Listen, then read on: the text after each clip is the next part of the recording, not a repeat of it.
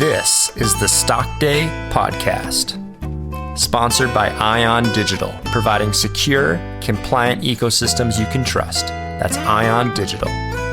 Subscribe to us on iTunes and YouTube to stay up to date on penny stock news and interviews. Public information on OTC, pink sheets, and microcap stocks from around the world. Here's your host, Kevin Davis. On today's show, we're bringing back a returning guest. They were last with us in February of 2023. Name of the company is PSYC Corporation. They trade on the OTC exchange under the ticker symbol PSYC. Joining us today is the company's CEO, Mr. David Flores. David, welcome to the program. Great to be back, Kevin. Thank you so much for having me. Excellent. Before we get started with the Q&A, can you give my new listeners an updated about statement? Yeah, sure. So PSYC Corporation, we are a multimedia-driven company here. We focus in on market sectors that are new and emerging, such as psychedelics and cannabis. Our flagship website is psychedelicspotlight.com, which we'll talk a little bit more about here today, Kevin. But it's a multimedia platform that basically covers, anything related to the emerging space of psychedelics. So we've got news, information, resources, and original content, all again plugged into this growing market sector that is psychedelics, and that really is at the heart of what PSYC and PSYC Corporation really is all about. It really is focused on the emerging psychedelic space. Excellent. And, to the best of my knowledge, you started the psychedelicspotlight.com website about 3 years ago. What's the importance of that to your company? And how do you think it builds short and long-term value for your shareholders by extension? Yeah, so we launched Psychedelic Spotlight, as you mentioned, about 3 years ago. And the objective that we had at the beginning is an objective that stands, strong and true here today. And that was to develop Psychedelic Spotlight into the largest and most prominent media authority for the psychedelic space. We believe that there was a tremendous amount of value potential in being able to do that. It's value potential that we still, if not, now believe in more than ever before, and seeing, how this particular market sector has developed here over the last 3 years. Nonetheless, what we did was we looked at, okay, if we're going to be a multimedia-driven company, how can we get ourselves to a point where we're able to drive value here into this company? And it wasn't having to reinvent the wheel or get rocket science or anything like that involved here. It really was just looking at the basic fundamentals of how multimedia companies drive revenue and how they build value for themselves. And we zoomed especially into a couple of media platforms that are focused in on the cannabis space, which is, one of the newest industries that has come up here in the last few years. And it's an industry that we believe we can draw some comparisons to with psychedelics. And we looked specifically at two platforms, Weedmaps and Leafly. And each of those platforms have become the preeminent media authorities for all things cannabis. So people go to them for news, information, and resources. And each of them have become companies generating north of $30 million a year annually in revenue. And that's public information in case anybody wants to know. But they've done that really by driving a significant amount of traffic to their site. So they've got millions of views to their site, Kevin, on a daily, weekly, and monthly basis. And that allows them to charge premium pricing for their advertisements, sponsorships, and other opportunities that they offer through their respective websites. And so when we launched Psychedelic Spotlight, we asked ourselves, can we take some of what Weedmaps and Leafly has done successfully in cannabis, and can we incorporate that into what we want to do with Psychedelic Spotlight here in the psychedelic sector? And the answer was a resounding yes. And so with that, we've been focused here over the last 3 years on developing and building a very real following here for Psychedelic Spotlight. And in March, we hit a new milestone, which we announced a few weeks ago. We had over 1.3 million page views to Psychedelic Spotlight. So the website itself continues to grow. We've also grown it into a top 3 media platform in the psychedelic space. And we're talking about media platforms that are exclusively focused on covering the psychedelic sector. We're up there as a top 3, and that's based on web analytics that we can look at and we can observe and we can understand here. So we're right up there with Double Blind, Third Wave, and Microdose, who, when we first launched Psychedelic Spotlight, Kevin, they were essentially light years ahead of us. Like, they were the top platforms, and we were nowhere close to what they were doing here. So I think that's a testament to, our ability to follow through with some of these objectives that we set for ourselves 3 years ago. At the time, 3 years ago, they probably seemed like very lofty goals and objectives, but here we are, 3 years later, we're where we want to be. And for PSYC Corporation, when we zoom back out in terms of the value that we're building here for the public company and for our shareholders, it really is about the value that we believe is going to be present by turning Psychedelic Spotlight into the #1 media authority for all things psychedelics. Again, the recipe for success is not complicated. Again, just look at what Leafly and Weedmaps have done. It is all about being able to build a very large and prominent audience, and that's exactly what we're doing here through Psychedelic Spotlight, through the content that we're developing. We're going to talk a little bit about, our launch of Psych Taboo and that video series here.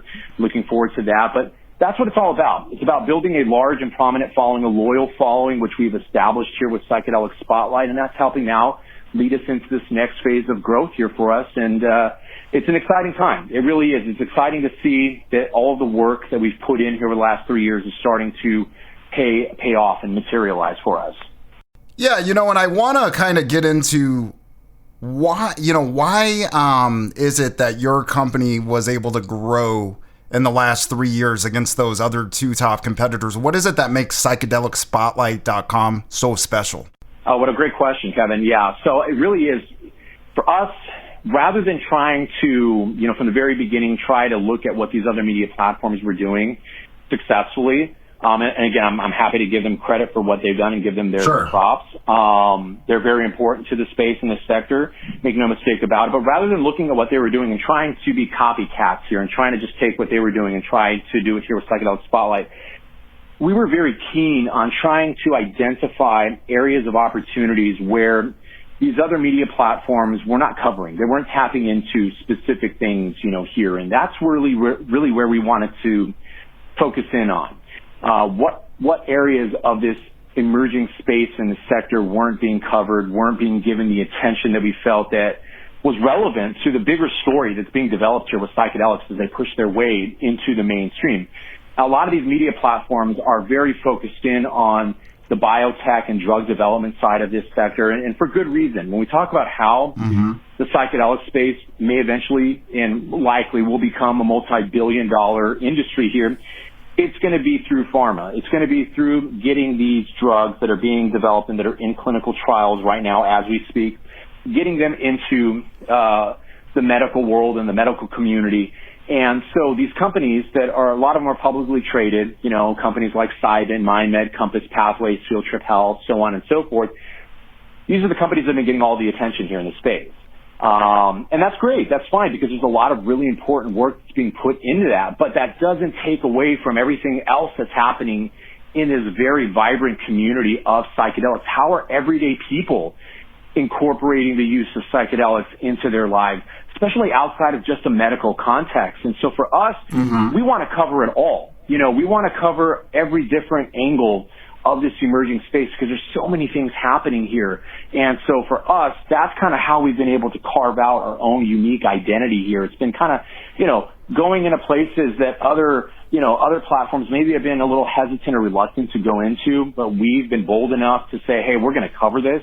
It may ruffle some feathers out there, but we believe these are important conversations that we need to help inspire. And so that's a big part of how we've been able to do that. And again, that's the big impetus of, why we launched this new video series, Psych Taboo. Yeah, and I kind of want to get into that. We're talking bold. David, last week you guys announced Psych Taboo. Basically it tackles the topic of sex and psychedelics. Can't really get more out of the box than that. Tell me about that. How's it going? How are the early numbers looking? What's up with it?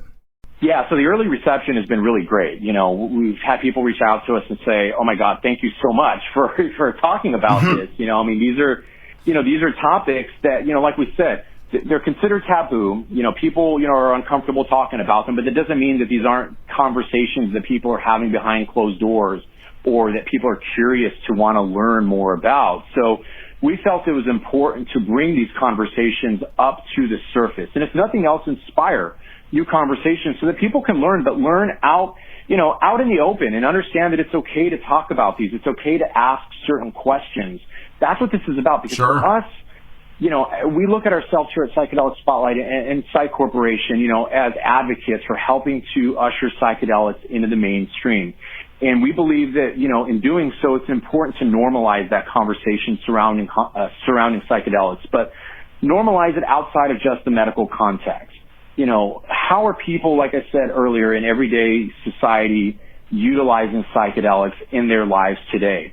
And again, Psych Taboo aims to really, explore that, and with sex and psychedelics, what we found out as we started to do some research and, putting this series together was, we had an individual who's a type 1 diabetic, and, this was something that I learned, that her diabetes actually had a negative impact on her sexual life and the pleasure she was able to experience, in sex. And it wasn't until she incorporated psychedelics into her sexual life that she started to experience a level of heightened pleasure that she had never experienced before.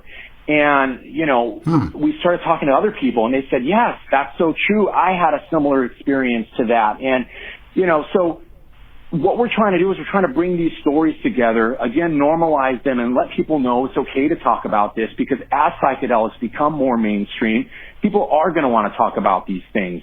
These are questions that people are going to want to have. And so for us here, at PSYC Corporation and Psychedelic Spotlight, we want to be bold enough to go out there and inspire these conversations. And that's kind of exactly, what we've done so far here with Psych Taboo. And, our plans for it are to tackle other topics that are considered taboo out there. We're kind of laying some things out here for future episodes.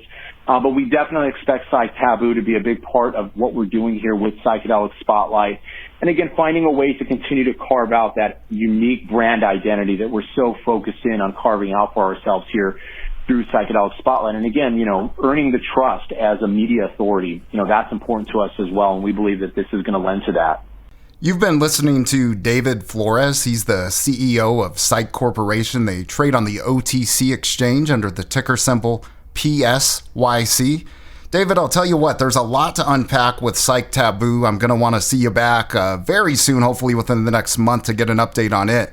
But I'll tell you what, before we shake hands and part ways for the day, give me a takeaway for today. What do you want listeners to go home with after listening to this interview? Yeah, I think it's the diversity that we're developing and establishing here, through Psychedelic Spotlight, and that is, we don't want to only focus in on one thing here. What I kind of want to share here, Kevin, is we look at the cannabis space and how that space has really grown and developed into the multi-billion-dollar industry that it is here today. 15 or 20 years ago, if you had come and you've talked to me or talked to, most people out there, I think we all kind of saw there was a pathway for cannabis, becoming something that was going to move its way into the mainstream. But a lot of us thought it was going to be purely medicinal, because that's where the conversation was 15 to 20 years ago.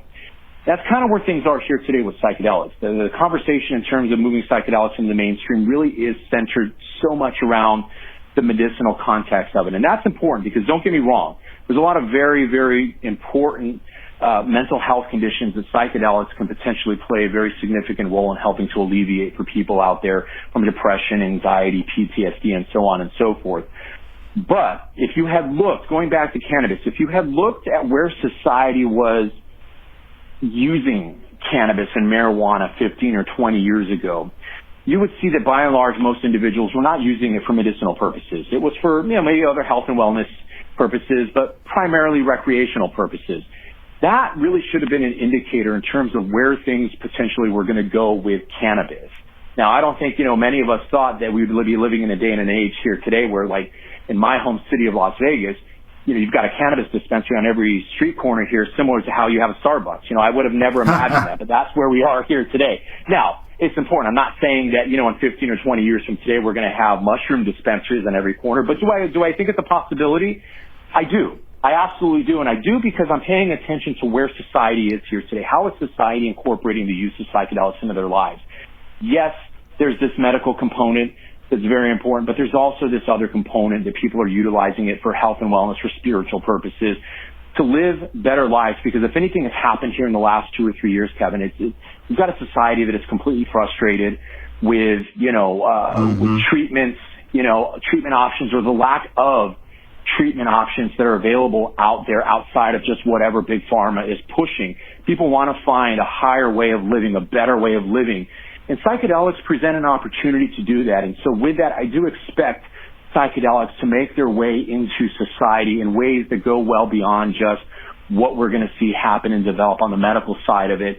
And again, for us to be at the forefront of telling that story and showing people where society today is using psychedelics, that's big for us, because that demonstrates that we're leaders in this space. We understand where things are going, and we're not afraid to open up conversations, even if they are taboo and maybe not all that comfortable. David, it's been great talking to you today. Everybody at home, let's get you online. Let's go to psychedelicspotlight.com. I want to see you back here, David, in the next month or so. Can we do that? Absolutely. I look forward to it, Kevin. Thank you so much. Thank you. This program is entirely sponsored and produced by La Jolla Media, LLC, which is responsible for the content. The opinions and information provided on this program are for educational and research purposes. Stock Day encourages all listeners of this program to do their due diligence and research when determining investment strategies that will work for them, or to seek the assistance of an investment professional.